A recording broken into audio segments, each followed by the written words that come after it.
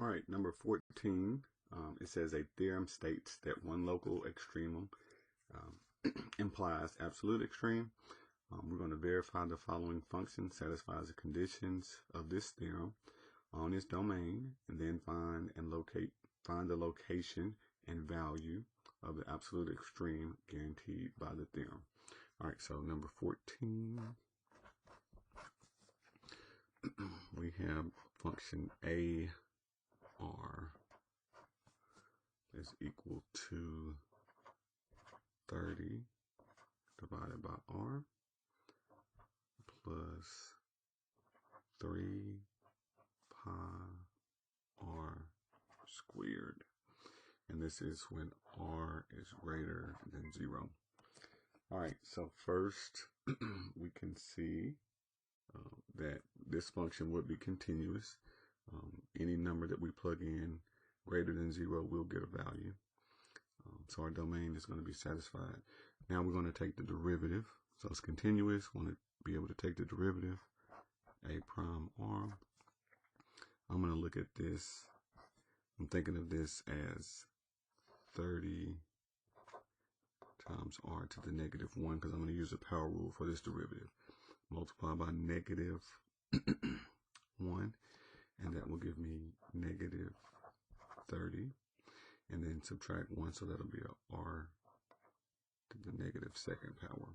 And I'll write it as a positive exponent in just a moment. And then using the power rule, 2 times 3 would give us 6 pi R. And then I can clean this up and write it as a negative 30 over R squared plus 6 pi R. Then we're going to set this function equal to 0. So this is A prime. We're going to find the critical points by setting it equal to 0.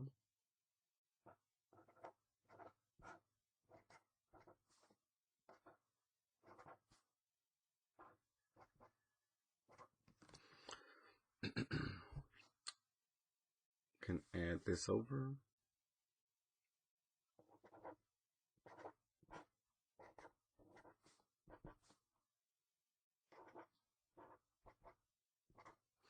I'm going to multiply by R squared to get rid of this fraction.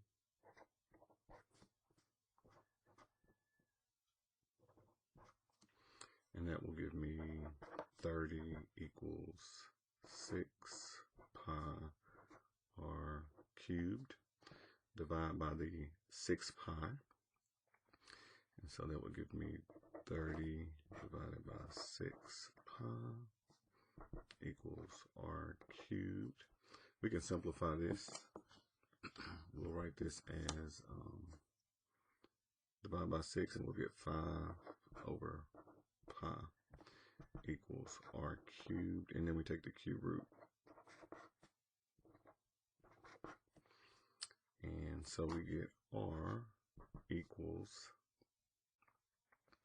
the cube root of 5 divided by pi. So we get one critical value on the number line. We're looking at the right side of 0 up to infinity. And then we have one critical point. That would be the cube root of 5 over pi. All right, so we are going to just use the calculator. We're going to find the plus and minus, or the signs between these two.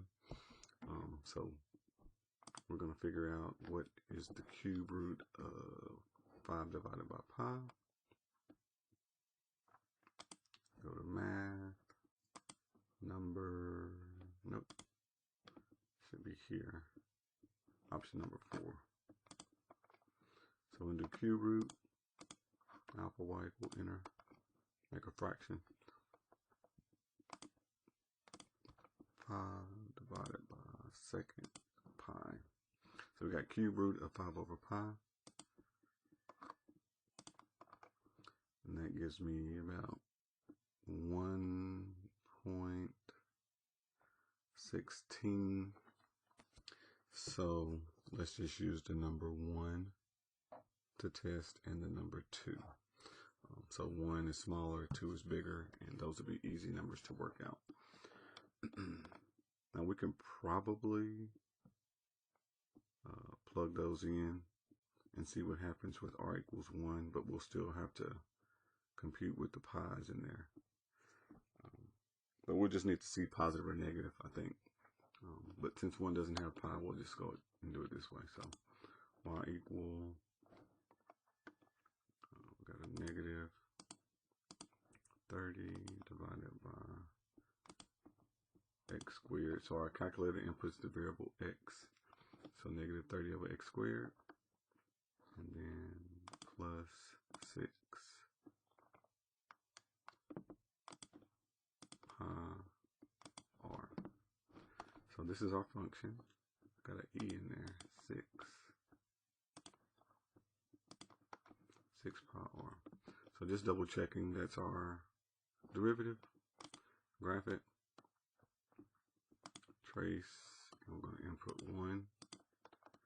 1 gives us a negative. And then we're going to input 2. And 2 gives us a positive value. So this is decreasing through this point, and then it's increasing. So that looks like a minimum. So we get a minimum value. All right, so we get this function, absolute minimum, and then of blank and r equals, we're going to type exact answer. So we're going to find out what that absolute minimum is. We're going to plug this back into the original function. And they want us to use exact values using pi as needed. Okay, so this minimum critical value is the cube root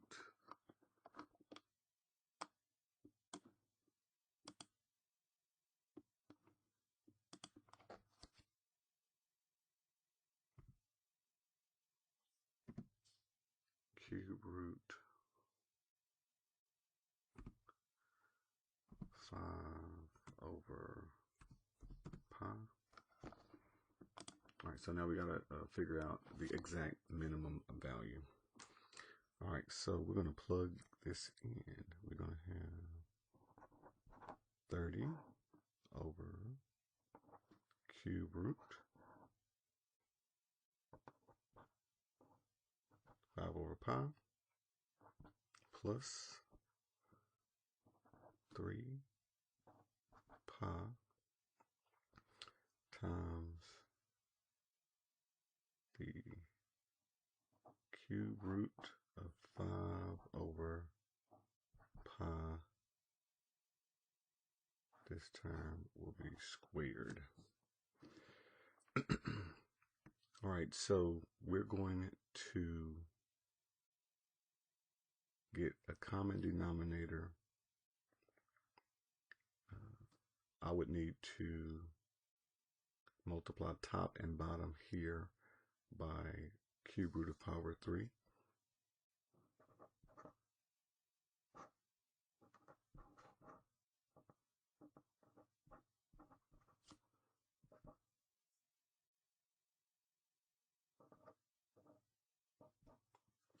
And then when I multiply the top, it'll be cubed, so I'll just have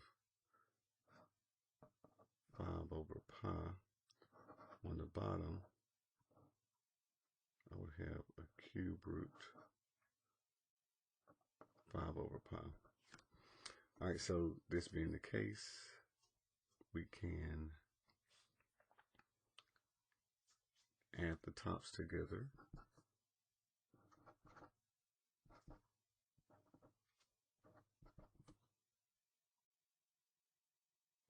I can multiply, that pi will divide out, and this will give us 15. So this will just give us 15 here. 30 plus 15 over cube root 5 over pi. So that's 45.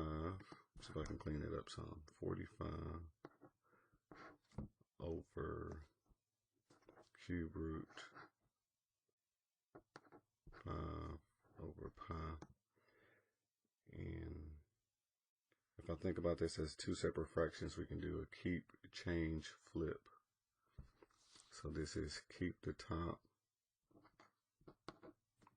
change to multiplication, and we'll flip this. So this is 45, and we have a cube root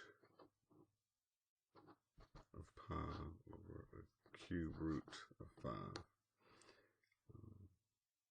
So I can just say 45 times the cube root of pi over 45. I don't know if that makes anything different. 45 times the cube root of pi over 5. That way it's not a fraction. That looks a little bit messy. That looks a little bit better product. So our exact minimum is 45 times the cube root